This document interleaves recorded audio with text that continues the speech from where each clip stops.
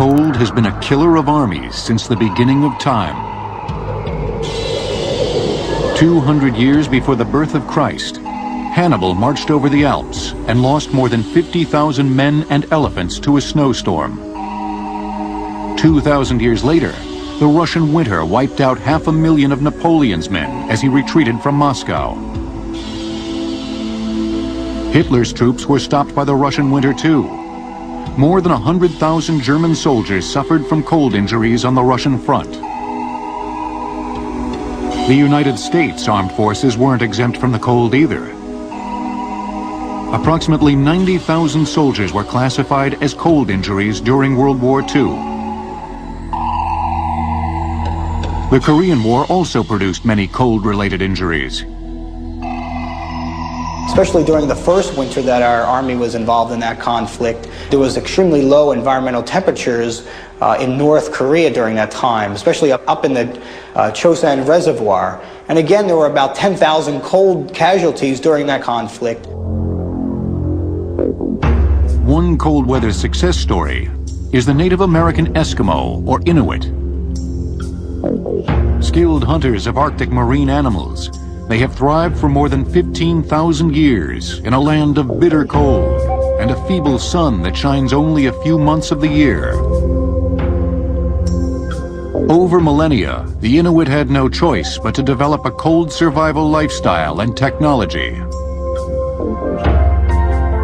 They used animal skins for clothing because fur traps insulating air between the hairs. And they ate a diet rich in fats, which provided excess calories to warm the body. They lived almost exclusively on fat and meat and very little vegetable matter in their diet. They boil the meat and dip the meat in the seal oil and eat it.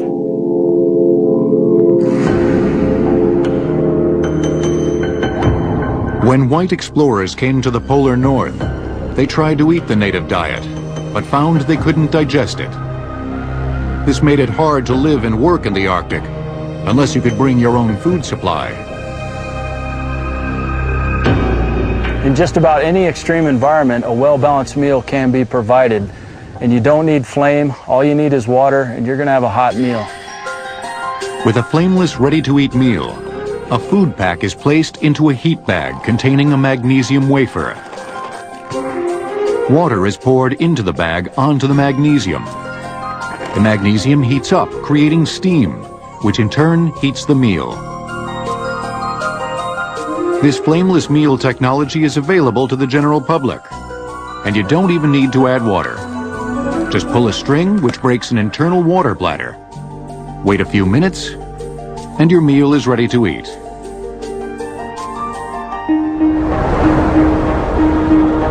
Another major concern for the Inuit was eye damage.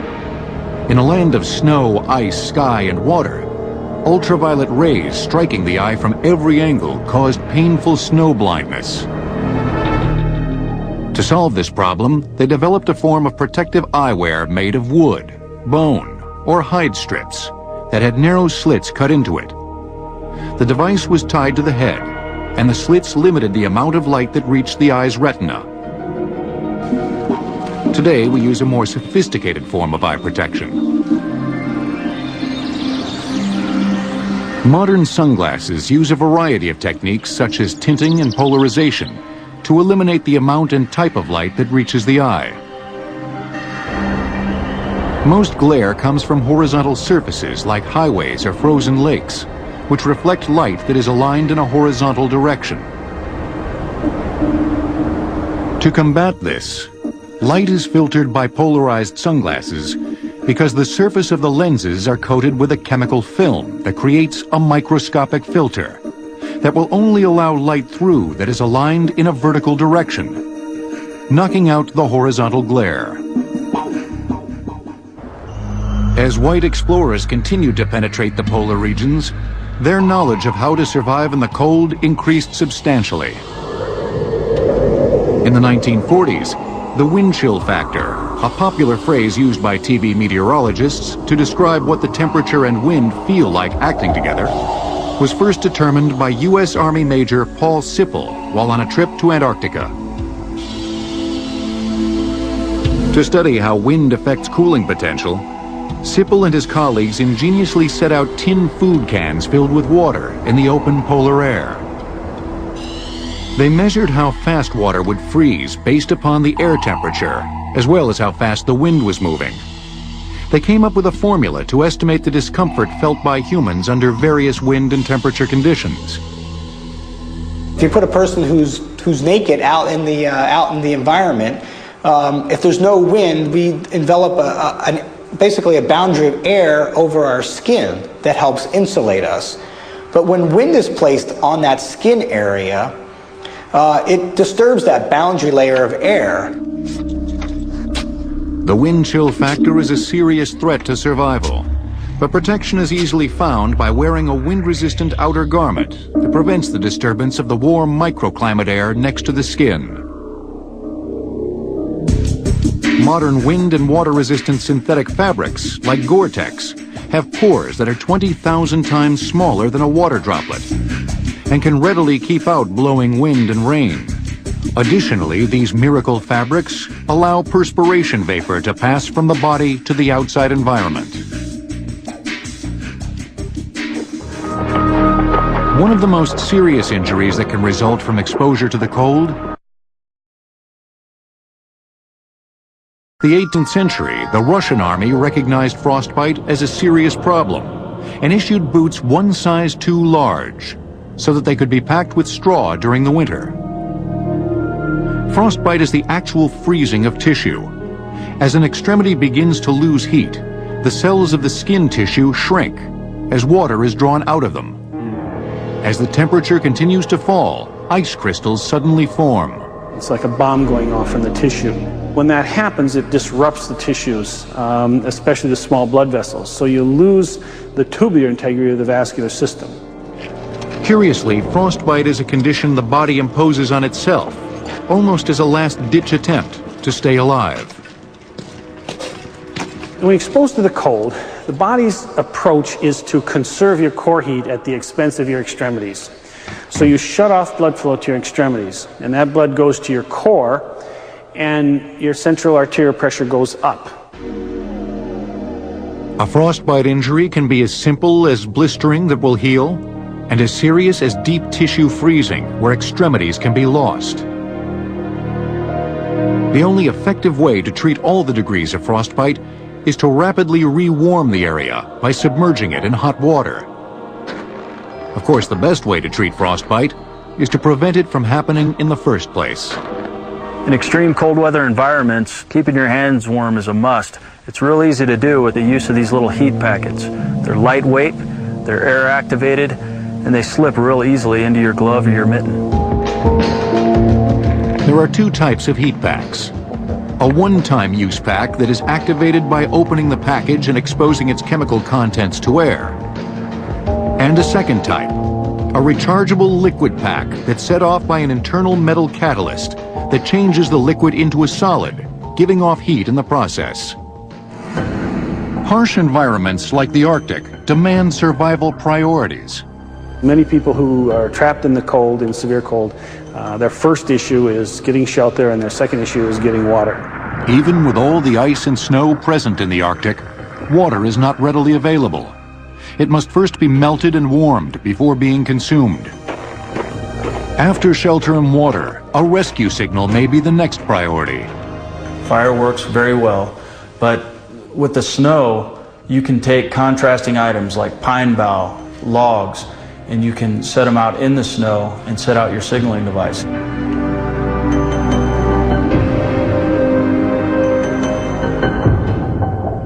But the newest and most high-tech of the search and rescue signaling devices are handheld lasers. Effective day or night, these inexpensive, eye-safe lasers use unique cylindrical lenses that generate a band of narrow light. From an aircraft, this light can be used to sweep miles of territory to search for a lost or injured person. But you're floating around in the middle of the ocean. Pilots can look out the window and go, hey, there's a really strange green light. The laser picks up a retroreflective surface and flashes brightly. The laser may also be used by a person on the ground to sweep the air and signal rescue aircraft. That's the only thing I know, that you could catch the attention of a passenger jetliner at 40,000 feet. In the Arctic, water is imperative for survival, but sometimes water can be the enemy. Next, survival on and under the sea.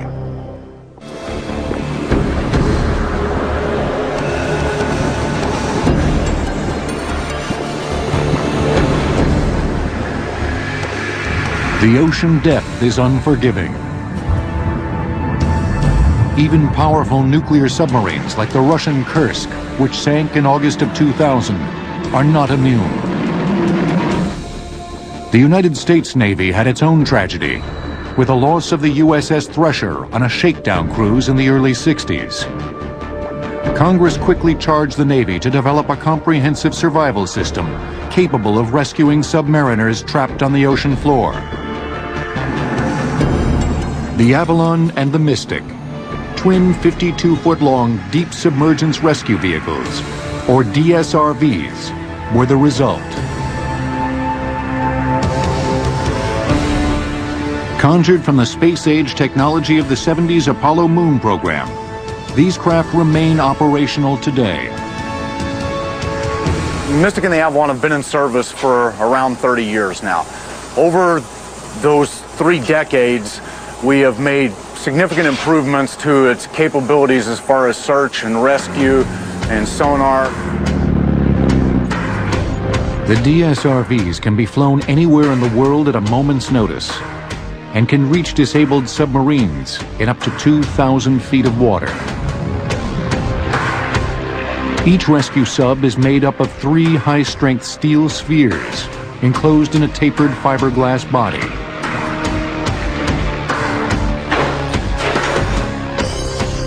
The forward sphere contains the pilot and co-pilot, and all the electronics.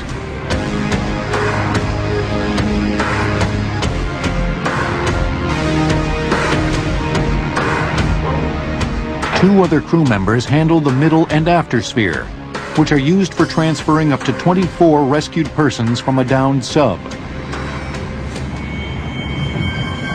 If a submarine goes down, it may not always land upright on a flat, smooth bottom.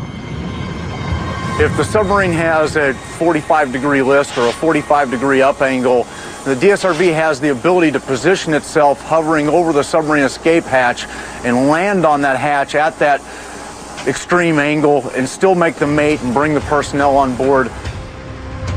But what does the future hold for the more than 30-year-old Avalon and Mystic? We expect to phase into a more modern surface-operated system. Though piloted from the surface, the new craft will still have 1 human operator on board. It will also be easier to mate to the hatch of a disabled submarine. The new system uses an articulated skirt, so the rescue vehicle stays at a 0 attitude, while the skirt itself, which is actually a mating surface, rolls according to many joints hydraulically and mates to the submarine.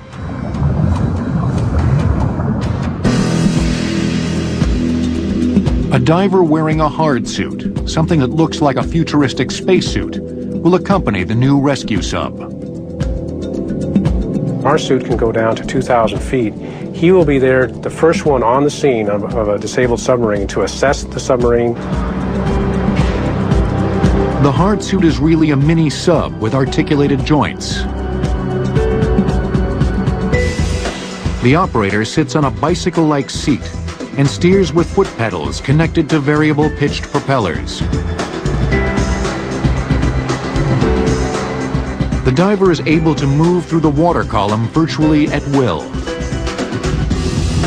Importantly, the hard suit keeps the diver in a 1-atmosphere environment, protecting him from decompression sickness, commonly known to scuba divers as the bends.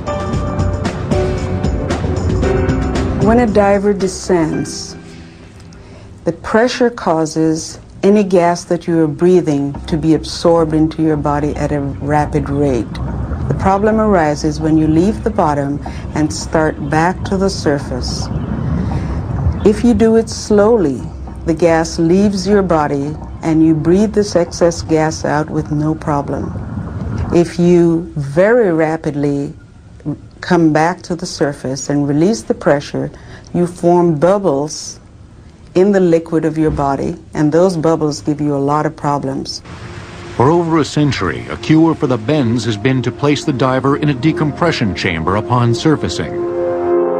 The first decompression chambers were developed in the late 1800s for workers tunneling under rivers like the Thames and the East River. Even though they weren't submerged in water, the workers were still breathing regular air at great pressure, effectively forcing nitrogen into their bloodstream. Today, portable decompression chambers are the latest survival gear to treat divers stricken with the bends. Lightweight enough to be carried by 2 people, a polyurethane gas bag is enclosed in cargo netting and capped with 2 aluminum ends. The diver is placed inside the chamber, which is then pressurized back to the depth they were diving at. The pressure is then slowly decreased over time to allow the accumulated gas to be released from the blood. The chamber can also be carried off to a medical facility in case further treatment is needed.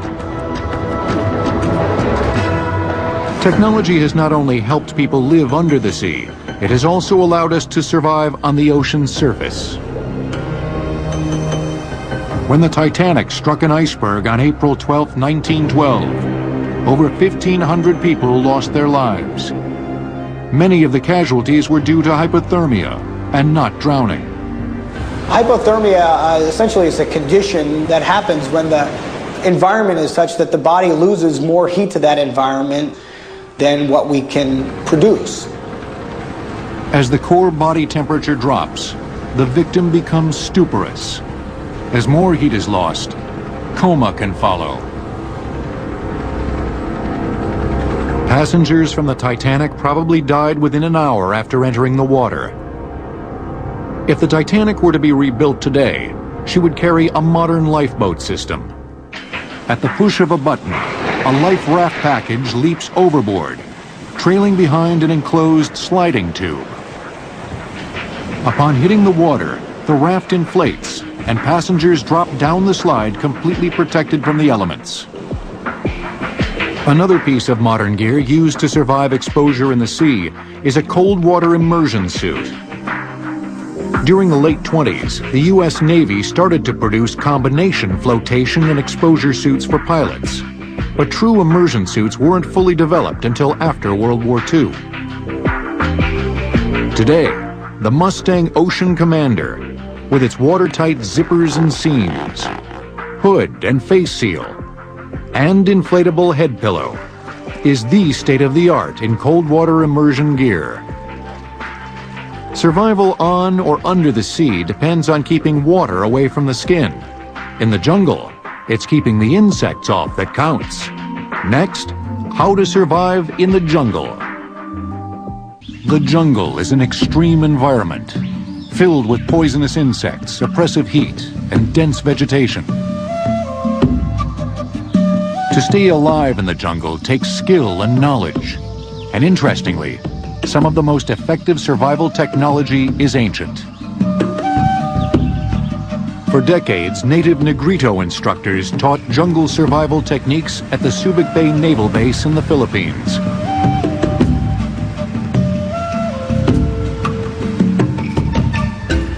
Members of an ancient race of pygmies, Negrito tribesmen survived by learning to use the jungle for food, medicine, and weapons. They taught the Americans how to make fire by the tried and true method of rubbing 2 sticks together. A good snakebite remedy is the juice from a particular jungle grass. As bamboo is plentiful in the jungle, it can make a quick rain shelter or a bowl for carrying water.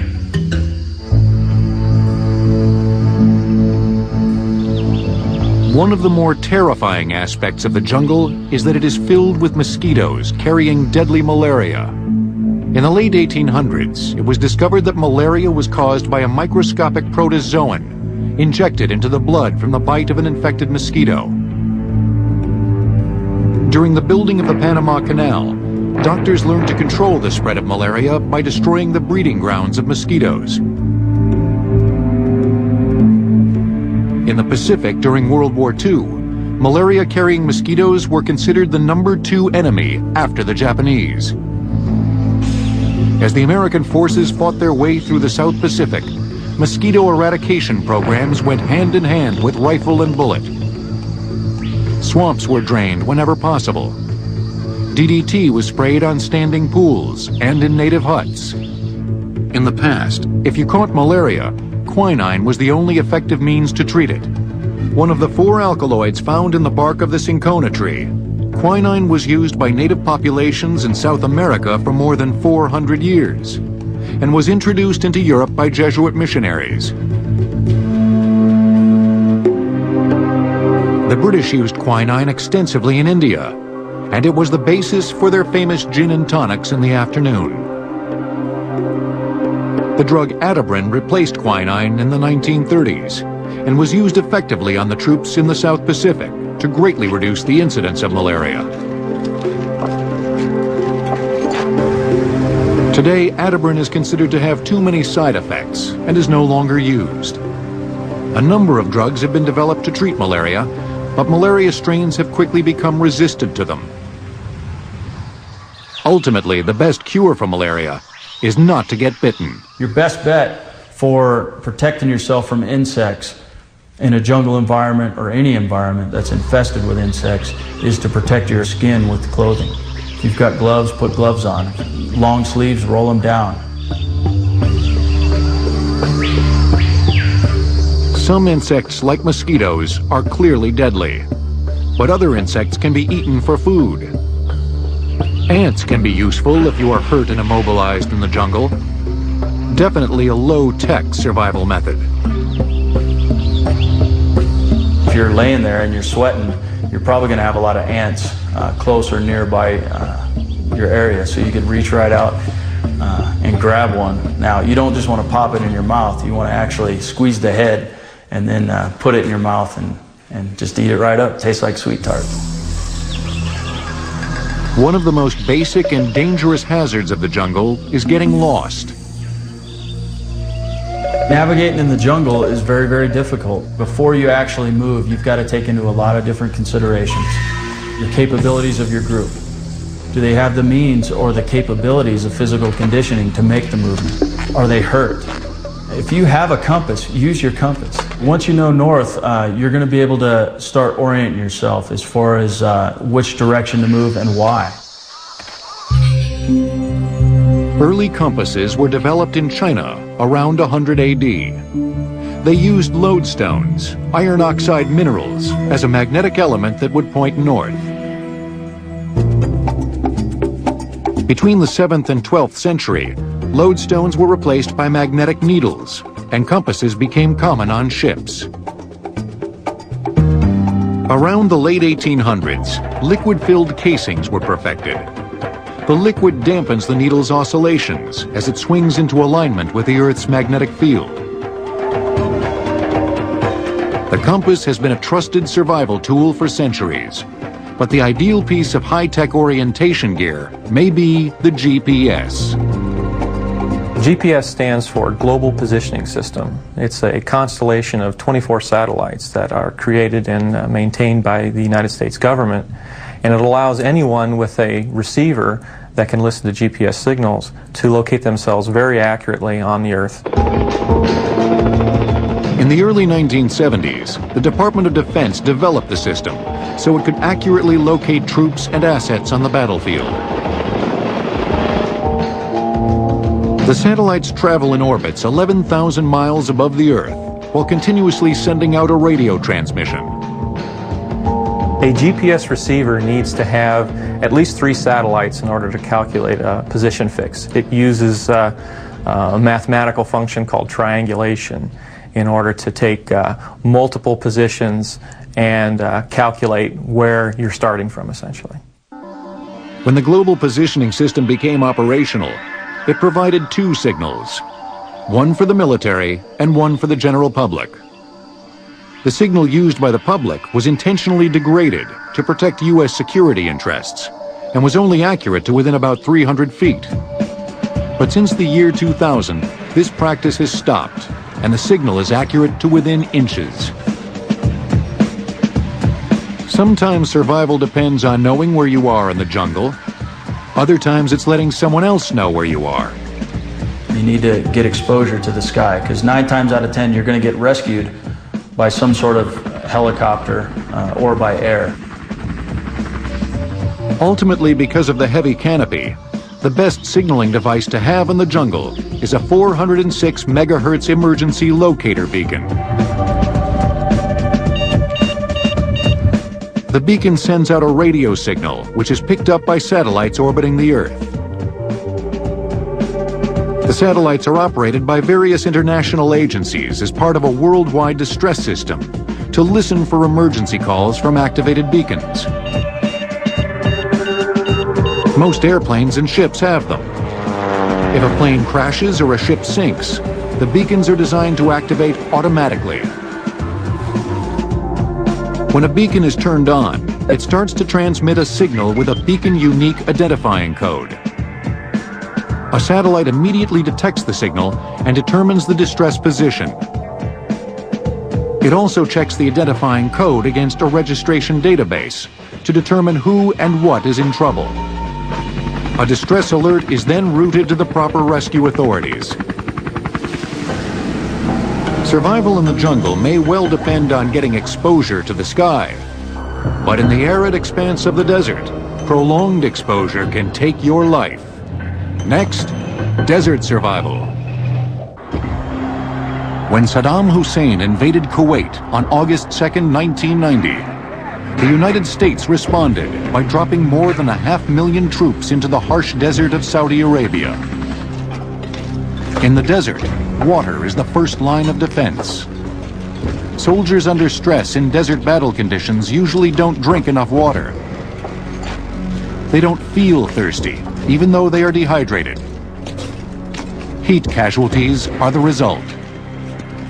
The body needs at least 4 quarts of water a day to survive. We teach drink 6 to 8.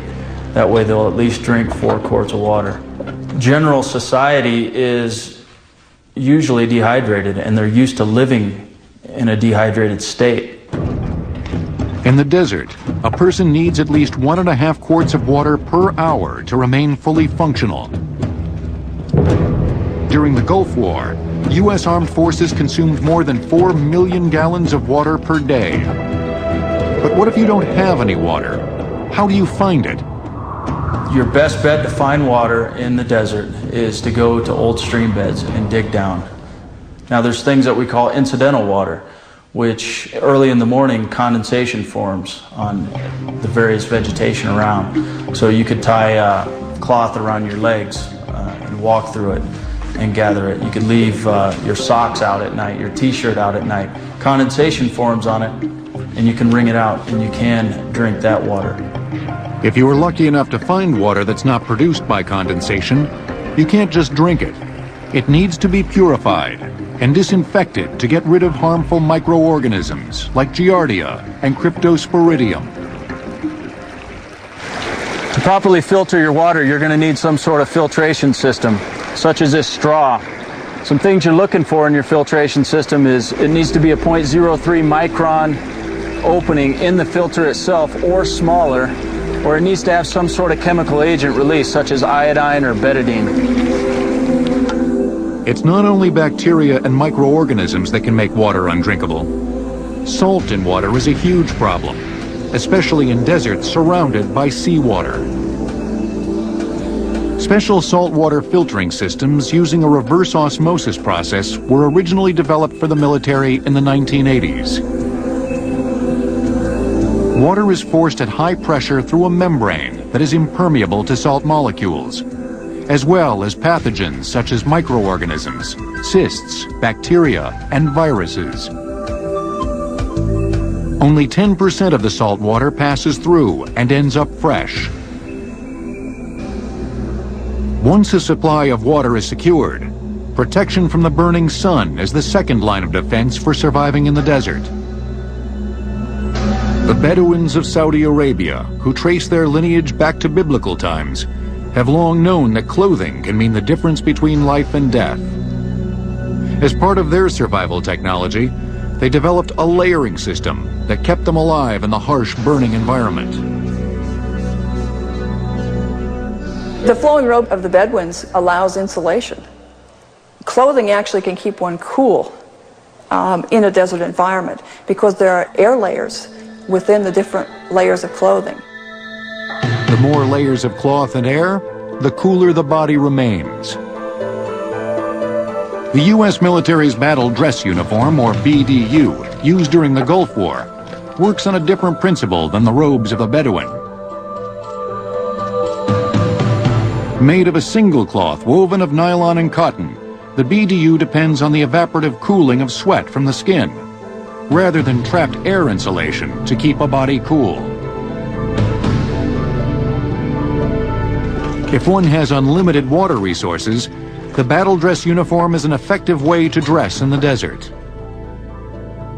That's because sweating is the major way the body keeps cool. We have a large surface area over which to dissipate heat. There'll be over 3 million sweat glands on a normal human body. You can secrete quite a bit of sweat. Sweating does cool the body, but sometimes this heat exchange can use a little help, especially if you're fighting your way across the Iraqi desert inside an Abrams M1A1 tank.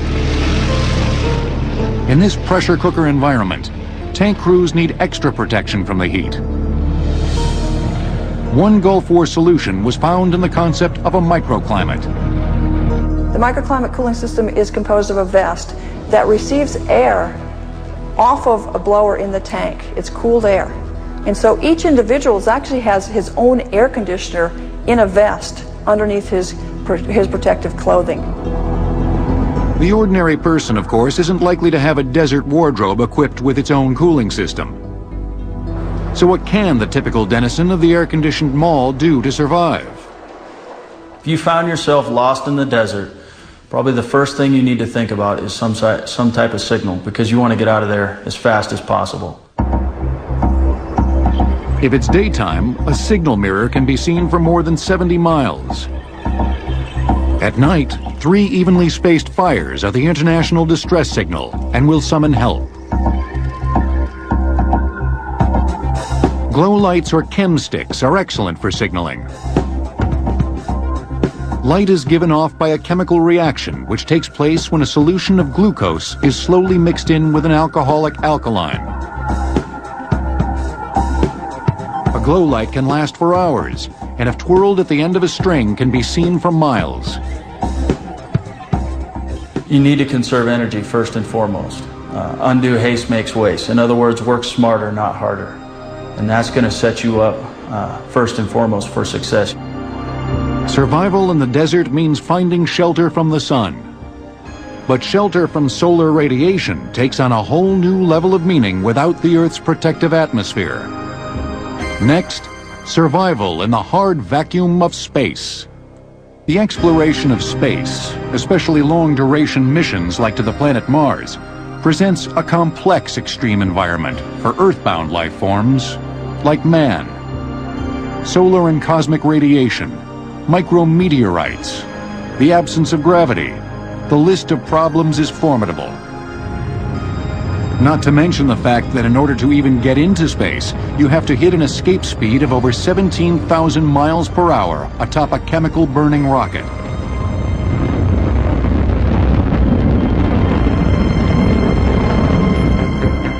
Early aviation pioneers like daredevil flyer Wiley Post knew that in order to survive in the upper atmosphere, special technology had to be developed.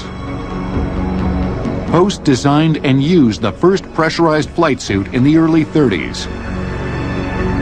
When it was inflated, it went rigid, making it impossible to bend at the waist. The first spacesuit for the Mercury capsule wasn't really a true spacesuit. It was a modified high-altitude pressure suit.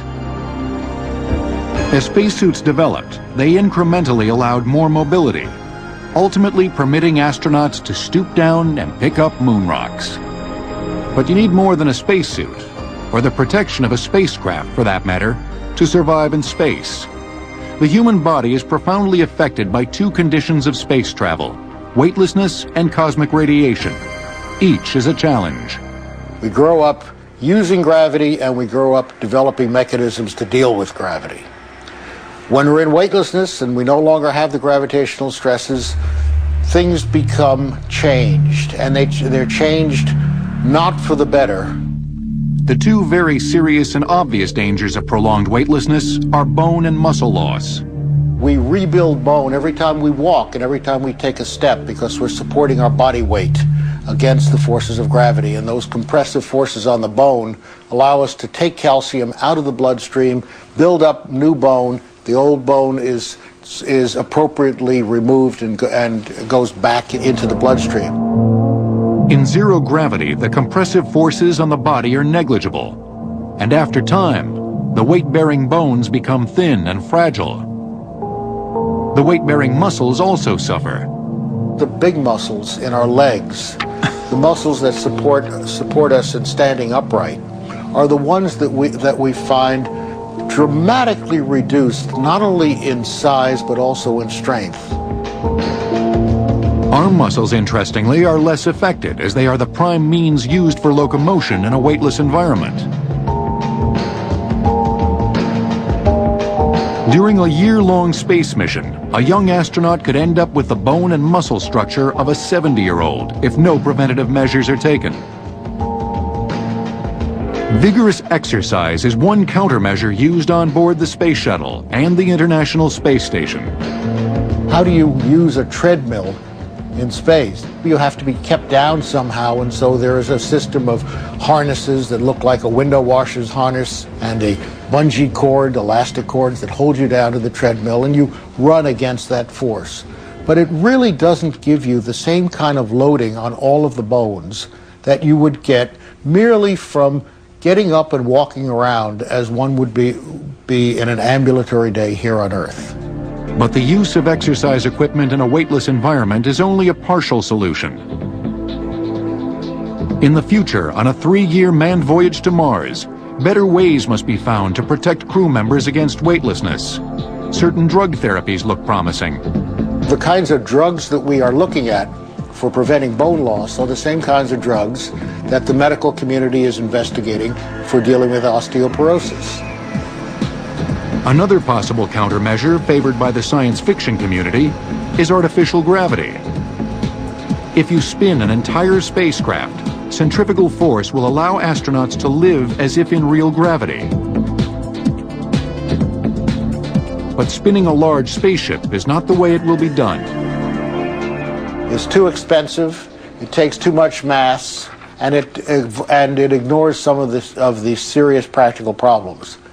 However, the idea of artificial gravity, the idea of spinning a small part of the spacecraft to create a centrifugal force to substitute for gravitational force, is a very, very good one.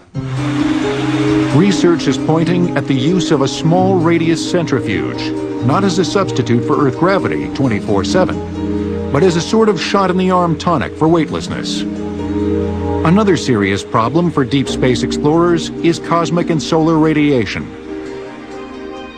These charged subatomic particles can go through the human body like a rifle bullet, shattering cells and eventually causing cancers. On the way to Mars, human survival depends, I believe, on some innovative new approach to dealing with the radiation issue. Drug therapies again could be the answer. Drugs helping women deal with radiation treatments for breast cancer might protect astronauts against the effects of cosmic radiation. During solar flare activity, deep space crews can wait out the radiation storm in a small, heavily shielded bunker on board the ship. A simpler and more natural approach to this problem may be to choose astronauts who have reached the prime of their life.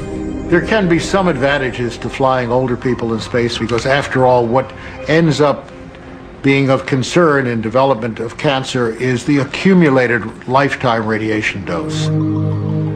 Future technology for helping mankind survive in space and extreme environments is right here on Earth, rapidly evolving.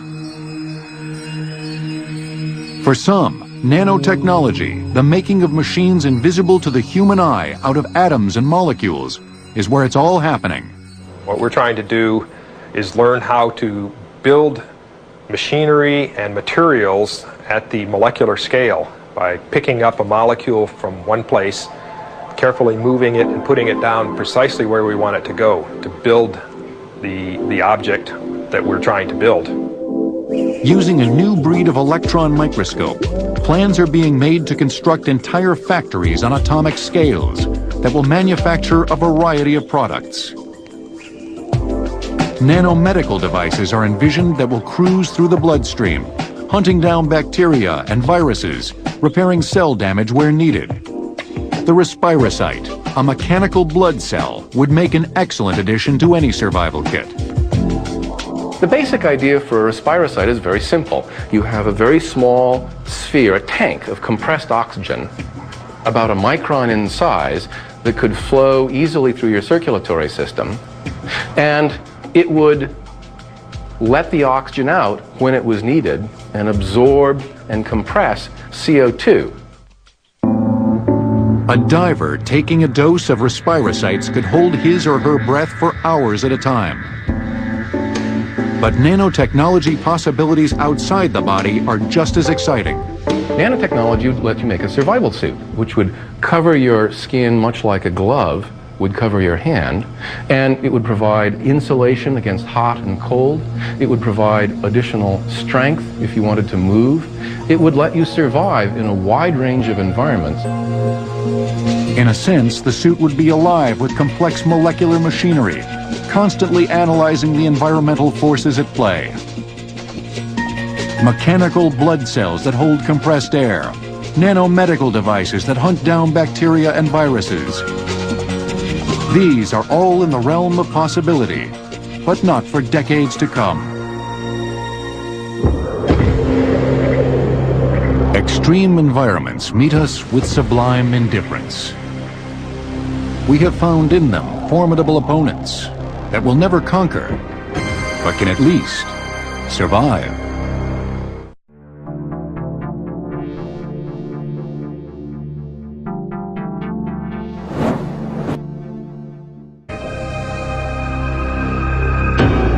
In just about any extreme environment, a well-balanced meal can be provided.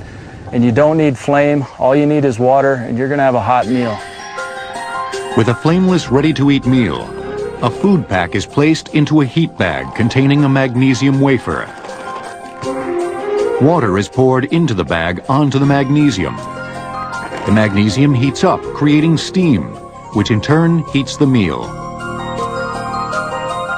This flameless meal technology is available to the general public, and you don't even need to add water. Just pull a string which breaks an internal water bladder. Wait a few minutes, and your meal is ready to eat.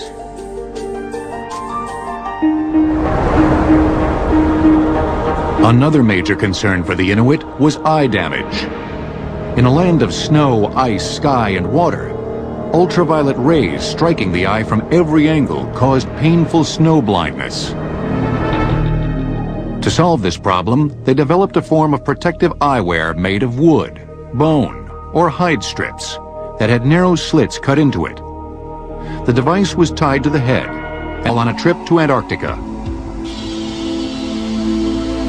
To study how wind affects cooling potential, Sippel and his colleagues ingeniously set out tin food cans filled with water in the open polar air. They measured how fast water would freeze based upon the air temperature, as well as how fast the wind was moving. They came up with a formula to estimate the discomfort felt by humans under various wind and temperature conditions. If you put a person who's naked out in the environment, if there's no wind, we envelop basically a boundary of air over our skin that helps insulate us.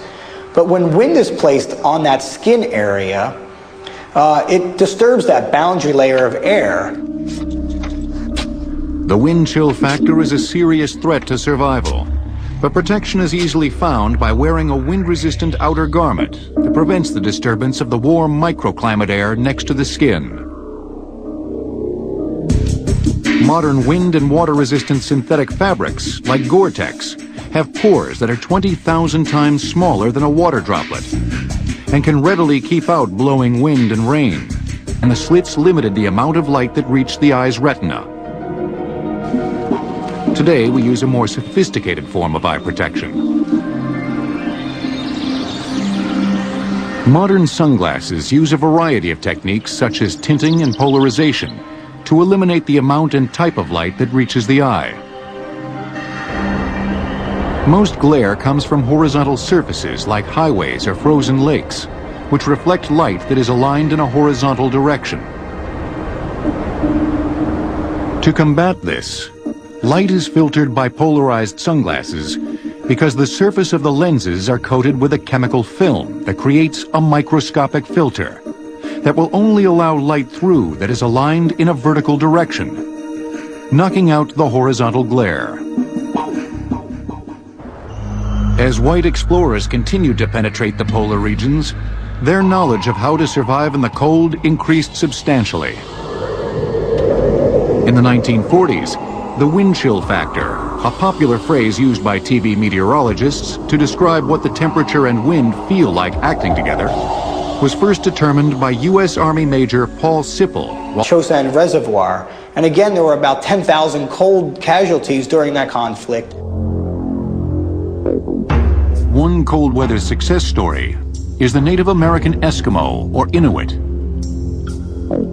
Skilled hunters of Arctic marine animals, they have thrived for more than 15,000 years in a land of bitter cold and a feeble sun that shines only a few months of the year. Over millennia, the Inuit had no choice but to develop a cold survival lifestyle and technology. They used animal skins for clothing because fur traps insulating air between the hairs. And they ate a diet rich in fats, which provided excess calories to warm the body. They lived almost exclusively on fat and meat and very little vegetable matter in their diet. They boil the meat and dip the meat in the seal oil and eat it.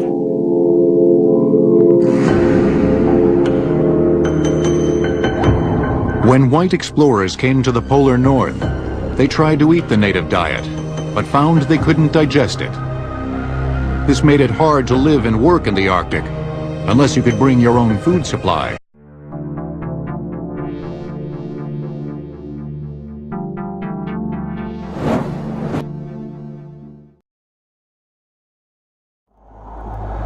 Cold has been a killer of armies since the beginning of time. 200 years before the birth of Christ, Hannibal marched over the Alps and lost more than 50,000 men and elephants to a snowstorm. 2,000 years later, the Russian winter wiped out 500,000 of Napoleon's men as he retreated from Moscow. Hitler's troops were stopped by the Russian winter too. More than 100,000 German soldiers suffered from cold injuries on the Russian front. The United States armed forces weren't exempt from the cold either. Approximately 90,000 soldiers were classified as cold injuries during World War II. The Korean War also produced many cold-related injuries. Especially during the first winter that our Army was involved in that conflict, there was extremely low environmental temperatures in North Korea during that time, especially up in the